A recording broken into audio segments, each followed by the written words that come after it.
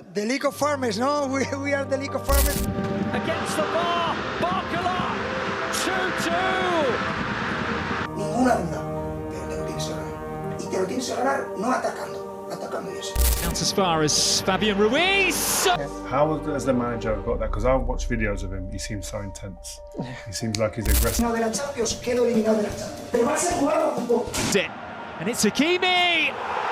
PSG do get their second on the night. Do you think we are going to win again? And it was like that. And still, the champions of Europe, Paris Saint-Germain. For years, football has searched for the greatest manager of this generation. Pep Guardiola changed the way the game is played. Carlo Ancelotti became the king of the Champions League. Jurgen Klopp built one of the most feared teams in Europe. But while everyone argued over those names, one man quietly did something almost impossible. He won the treble with Barcelona in his very first season. Then, more than a decade later, he took a Paris Saint-Germain side that had spent billions chasing the Champions League and led them to back-to-back European titles. Different clubs, different players, the same manager. So what makes Luis Enrique so different? And how did he achieve what some of football's greatest players never could? To answer that, we have to go back to 2014.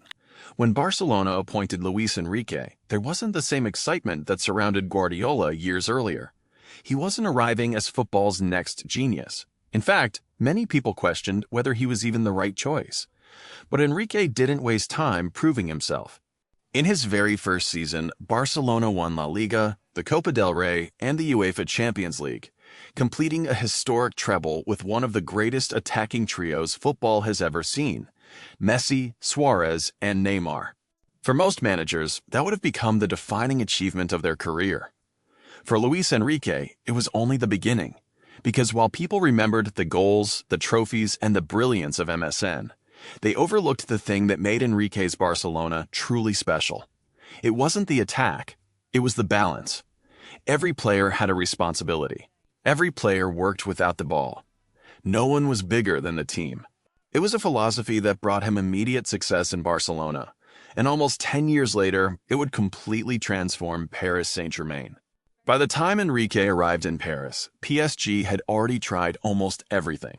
They signed Zlatan Ibrahimovic, then Neymar, then Lionel Messi.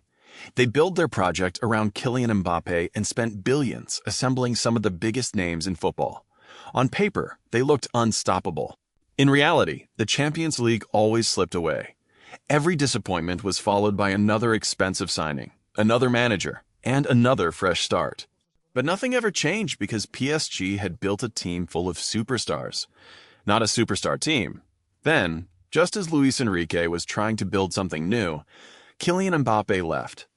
For most clubs, losing a player like Mbappé would mean one thing: find another superstar. That's exactly what PSG had done for over a decade. Every disappointment had been followed by another blockbuster signing, another attempt to buy their way back to the top. But this time, Luis Enrique did something different. He didn't ask for another Mbappé. He asked for a team. To almost everyone, it looked like the end of PSG's dream. The criticism was immediate. How do you replace one of the best players in the world? Many believed PSG had become weaker overnight. Many expected PSG to spend another 150 million euros replacing him. But Luis Enrique didn't replace Mbappé. He replaced the idea that PSG needed one. Luis Enrique wasn't interested in replacing Mbappé because he believed something very simple. If one player's departure could destroy your entire system, then your system was never good enough to begin with. So instead of searching for another global superstar, he focused on something PSG had been missing for years: a clear identity. The biggest surprise wasn't a tactical change, it was who Luis Enrique trusted. Young players suddenly found themselves playing Europe's biggest matches.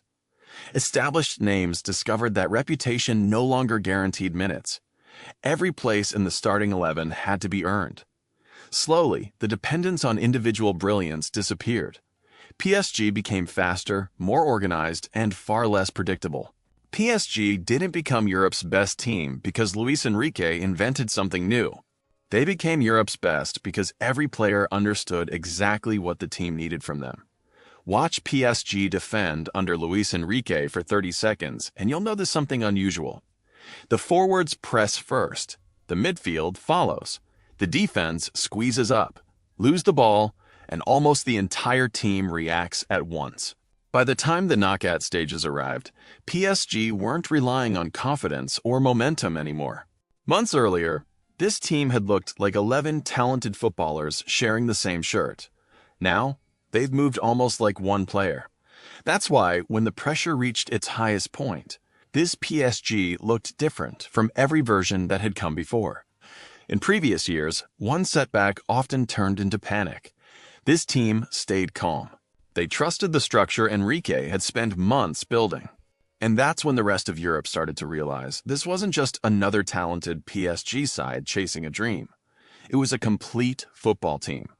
The same club that had spent years searching for the perfect superstar had finally discovered that its greatest strength wasn't an individual at all.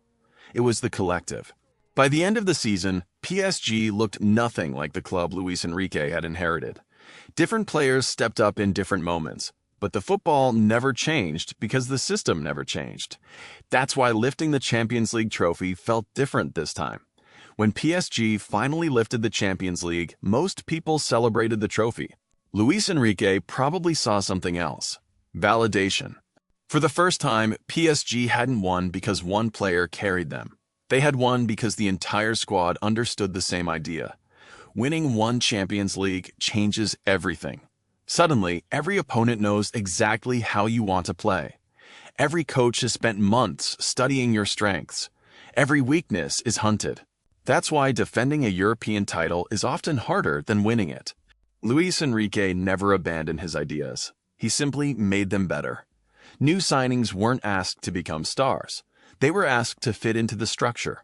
The principles stayed the same, but the team kept evolving. The patterns became automatic. Players no longer hesitated. The movements that had been coached for months now happened instinctively, making PSG even harder to break down. And by the time Europe reached its biggest nights once again, PSG looked even more complete than they had 12 months earlier. Winning a second Champions League wasn't the beginning of Luis Enrique's legacy. It was confirmation of something football had already seen years before at Barcelona. For years, PSG searched for the right superstar. Luis Enrique searched for something else: a team. That's the difference, because superstars can win you matches, but ideas build dynasties. Barcelona proved it. PSG proved it again. Two different clubs, two different generations of players. The same belief. That's why Luis Enrique didn't just build another champion. He changed the way one of football's biggest clubs thought about winning. And in doing so, he conquered Europe.